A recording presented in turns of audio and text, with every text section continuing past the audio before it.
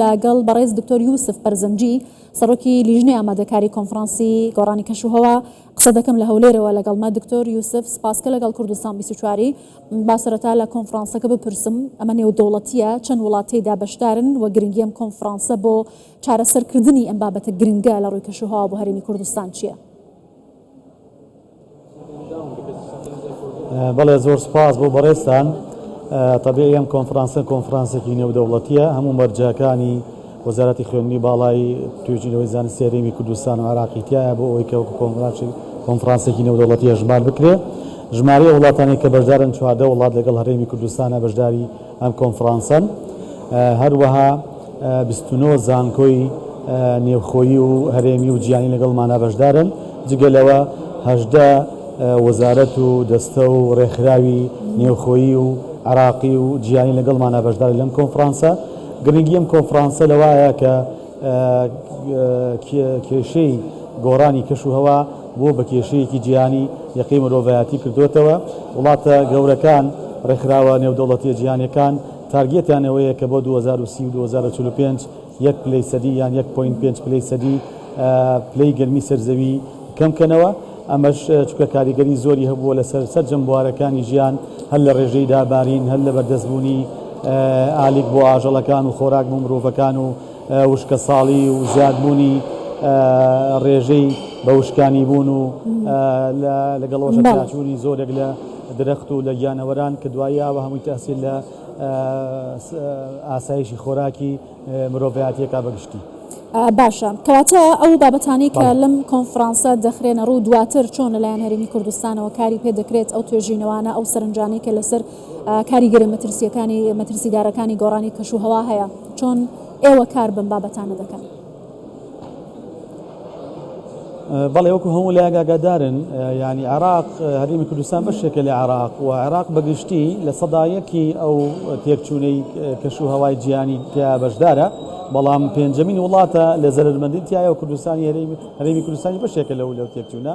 ئێمە هاتوین لە ڕێی زانستیەوە بە هاوبەشی لەگەڵ 163 توێژەر لەو 14 وڵاتەوە لەگەڵ هەرێمی کوردستانە لە 29 زانکۆی جیاواز هاتوین گەڵاڵەی ئەو کێشانە بکەین و لە ڕووی زانستی و ئەکادیمیەوە چاری بۆ بدۆزینەوە بۆ ئەوەی دواتر لە دەرەنجامی کۆنفرانسەکە وەکو ریکۆمندیشن یان تەوسیات ئێمە بیدەن بەلایەنە پەرپرسەکان و ڕێکخراوە نێوخۆیی و نێودەوڵەتەکان بۆی چارەسەری ئەو بوارە بکەینەوە و چارەسەری ئەکادمی و زانستی خێراش بۆ هەندێک بوار بدۆزینەوە. بۆ نمونە ئێمە کە تووشی وشکە ساڵی بین دەبێ کارێک بکەین و هەندێک توێژینەوەکانیش لەو بوارایە کە گەنم جۆ دانەوێڵەی تر بەرگەی گرتنیان هەبێ بۆ کەم ئاوی ئەو ئەنیەونەوەعانە بەرەو پێش بنین. لە بواری ئاژەڵیە وا بکەین ئاژەڵەکان کە تحملی زیاتر لە زروفەکان بکرێت و ڕێژەی زیادبوونیان ئاژەڵەکان لە باتیەوەی کە مەڕێک یەک بەرخی بێ دوانی بێت ئیستا کۆمەڵێ بۆ هێڵ و جیناتێک ئیشی لەسەرکەراوە لەم کۆنفرانسە. هەروەها مەسەلەی ئاوی ژێرزەوی ئاوی سەرزەوی کاربۆن کریدت ئەوانە هەمووی ینی توێژینەوەی لەسەرکەراوە بۆ بتوانین دەراویشتە خراپەکانی گۆڕانی کەشوهەوا بەپێی ئەو بابەتانی کە پێشکەشکران و لێرە بینیمان و پێشووتریش ئەم مەترسیانە لەسەر هەرێمی کوردستان باسکراوە حکوومەتی هەرێم ڕێکاری پێویستی گرتۆتە بەر.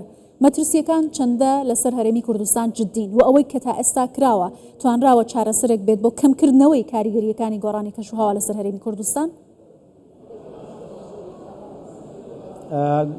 وەکو باسم کرد گۆڕانی کەشوهەوا ینی کاریگەریەکی جیهانی هەبووە لەسەر وڵاتە گەورەکان زلهێزەکان لەسەر هەموو شوێنێک ینی وڵاتانی پێشکەوتو لە وای تەکنۆلۆژیشە بەو حاڵەتەوە دەناڵن کەم تا زۆر سیرێکی لە ڕێژی لافاو یان هەندێک لە دیادە سروشتەکانی کە زۆر بووە بەنسبەت هەرێمی کوردستانی لەو بوارە بێبەش نییە. هەندێک شوێنمانە تا ئێستا لەوانەیە سەیرێکی پەڵەشی نەدابێت. بەڵام ڕێگارە چارەکان ئایا کراوە؟ بڵێ هەنگاوی باش نراوە.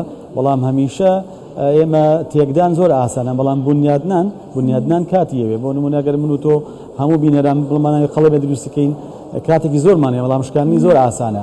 بەڵێ ئەو بەنداوانی کە دروستکراون پرۆژەی ڕووناکی بۆ کەمکردنەوەی کاربۆن کریدتیان ئەو مۆلیدانی کە هەیە داخستنی هەندێک لە پاڵاوگەکان بەنداوەکان ڕاستە بۆ ئاوی سەرزی وەڵام بۆ ئاوی ژێر زەویشەکە ئەوە سەر سامانێکی زۆر گرنگە لە بواری کلایمت چێنجەکە باسی لێ دەکرێت بەکارهێنانی وزەی خۆر بەخشین لە باج و ڕوسوماتی هەندێک لە ئۆتۆمبیل کە لە بواری کارەبایی لە وڵاتی خۆمان بەکار دێت هەنگاوی زۆر باشداوە ڕاکێشانی مەسەلەن ئاوی فرازی چوار بۆ هەولێرکەوە کە کۆمەڵێ بیری ژێرزەوی داخرێن چکەوە سامانێکی نەتەوەیە بێ پارێزگاری لێ بگرێ ئەمانە هەموو هەنگاوی باشن ئێمە هاتوین قسە لەسەر ئەمانە و لەسەر بواری تریش بکەین مەبەستم ئەو توێژەدانەی کە بەشدارن لەم کۆنفرانسە بۆ ئەوەی بتوانین ئەو ئەوایی کە باشە باشتر بکرێ و دەست بخێنە سەر خەڵە لاوازەکان بۆی بەرەو باشتری بەرین.